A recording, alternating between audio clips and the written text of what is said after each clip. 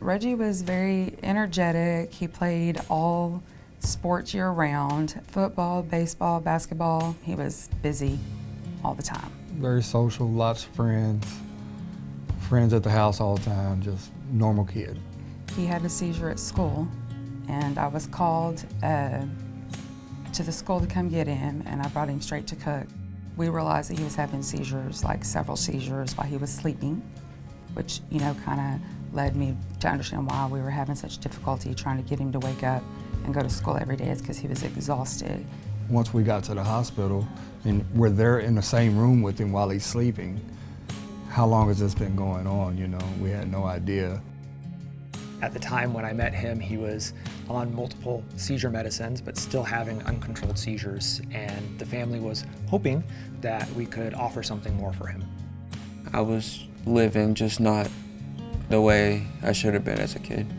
We weren't leaving the house. You know, I mean, for a kid that was extremely outgoing and energetic, and then all of a sudden we're just not leaving, I wanted more than that for him. I was a nervous wreck. I mean, just the whole fact that they're going to be cutting on your son, you know, and it's a lot to deal with. We started with the smallest surgeries.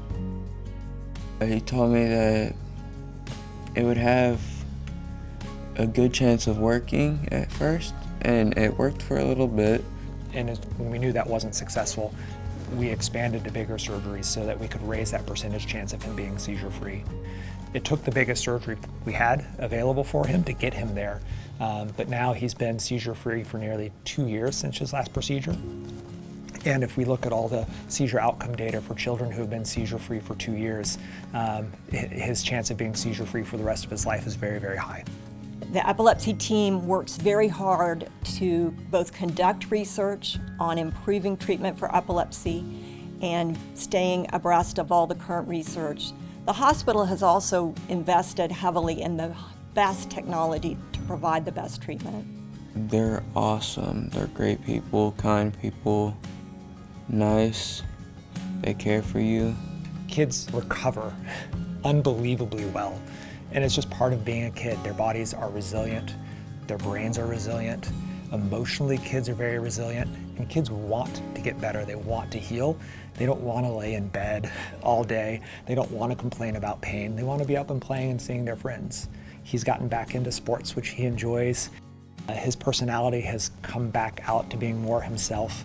And I think more than anything, being off of his seizure medicines and living life not in fear of having a seizure every day has been a dramatic change for him in a very, very positive way.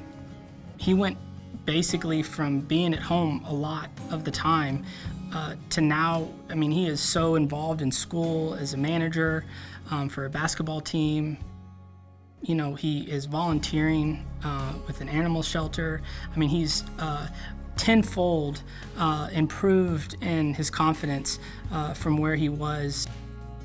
You see these kids who are encephalopathic, or you know, their brain is just living in a fog because of their seizures and their medicines. And being able to do something for them where you take that fog away and you get to see that person who was living behind the fog. They're seeing their life through clear eyes for the first time. And you get to see the parents see their kids, sometimes for the first time. It is a privilege. I can't imagine doing something outside of raising my own kids that's more fulfilling than being able to have the privilege to give parents back the child that they knew before the seizure started. I, being his mother, would love for him to have a family someday, and I hope that he can help anybody that's going through the same things that he's been through. I mean, he's been through a lot. Help them and let them know they're not alone, and just be there for them.